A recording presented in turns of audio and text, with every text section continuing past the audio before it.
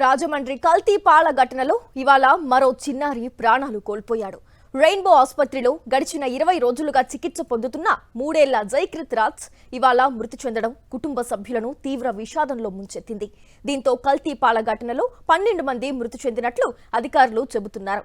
కల్తీ పాలు తాగిన చిన్నారిని రాజమండ్రి, కాకినాడ ప్రభుత్వాసుపత్రులకు తిప్పినా వైద్యం లభించకపోవడంతో ఆఖరికి తల్లిదండ్రులు రెయిన్బో హాస్పిటల్లో చేర్చారు. 3 వారాల పాటు మృత్యువుతో పోరాడి చిన్నారి ఇవాళ ప్రాణాలు విడిచాడు. దీనిపై మరింత సమాచారం మా ప్రతినిధి హరీష్ అందిస్తారు. రాజమండ్రిలో జరిగిన కల్తీ పాలు ఘటనకు సంబంధించి ఇవాళ ఒక చిన్నారి మృత్యువాత పడ్డాడు. దీంతో రాజమండ్రిలో కల్తీ పాలు ఘటనలో చనిపోయిన వారి సంఖ్య 12కి పెరిగింది. ఇందులో ఇప్పటిదాకా 2 చిన్నారులు మృతి చెందారు. కొద్ది రోజుల క్రితం విశాఖ కేజీహెచ్ లో మనోహర్ అనే బాలుడు కూడా 6 ఏళ్ల బాలుడు చనిపోయాడు. ఇప్పుడు చనిపోయిన పిల్లాడికైతే జయకృష్ణకి కేవలం 3 సంవత్సరాలు మాత్రమే. ఈ ఘటన జరగడానికి ముందు దాదాపు 20 రోజులుగా చికిత్స పొందుతూ రాజమండ్రి రెయిన్బో ఆసుపత్రిలో చివరికి ప్రాణాలు కోల్పోయాడు. ఈ ఘటన జరిగిన సమయంలో ఆ చిన్నారి తల్లిదండ్రులు ముందుగా రాజమండ్రి ప్రభుత్వ ఆసుపత్రికి వెళ్ళడం, అక్కడ ఆ చిన్నారి రీనల్కి సంబంధించి ఏ రకమైన చికిత్స లేకపోవడంతో వాళ్ళు కాకినాడ సూచించడం, కాకినాడ ఆ పిల్లాడిని తీసుకెళ్లడం, అక్కడ కూడా తీవ్ర ఆవేదన వ్యక్తం చేస్తూ అక్కడ కూడా చేయడానికి వైద్యం లేదని వైద్యాధికారులు చెప్తే మళ్ళీ వెనక్కి తీసుకురావడం జరిగింది. ఈ తిప్పడంలోనే చాలా సమయం వృధా అయిందని తల్లిదండ్రులు అయితే అప్పట్లోనే తీవ్ర ఆవేదన వ్యక్తం చేశారు.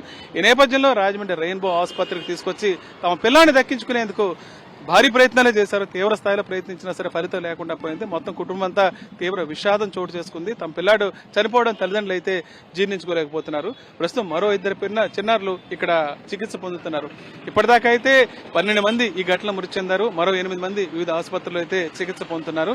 దీనికి సంబంధించి ప్రభుత్వం చికిత్స పొందుతున్న వారికి ఖర్చులు చెల్లిస్తుంది. చనిపోయిన వారికి ఇప్పటికే పరిహారం అయితే ప్రకటించడం జరిగింది. ఏదేమైనా సరే ఈ ఘటనకు సంబంధించి పూర్తి స్థాయిలో ల్యాబ్ రిపోర్ట్స్ ఇప్పటిదాకా రాలేదు. కేవలం కిడ్నీ ఫంక్షన్ ఫెయిల్యూర్ అనే కారణం మీదే వీరికి చికిత్స చేయడం జరుగుతుంది. అదేవిధంగా ల్యాబ్ రిపోర్ట్లు తీసుకుని కూడా చాలా సమయం గడిచినా సరే ఇప్పటివరకు రాకపోవడంపై కూడా బాధితులు తీవ్ర ఆందోళన అయితే వ్యక్తం చేస్తున్నారు. ఈ వ్యవహారం మీద పూర్తి స్థాయిలో సిబిఐ విచారణ జరపాలని ఇప్పటికే మాజీ ఎంపీ మార్గాన భరత్ కూడా డిమాండ్ చేయడం జరిగింది. ఇక దీని మీద ప్రభుత్వం ఏ రకంగా స్పందిస్తుందో వేచి చూడాల్సిందే. రాజమండ్రి నుంచి video journalist Harish for Sakshi news.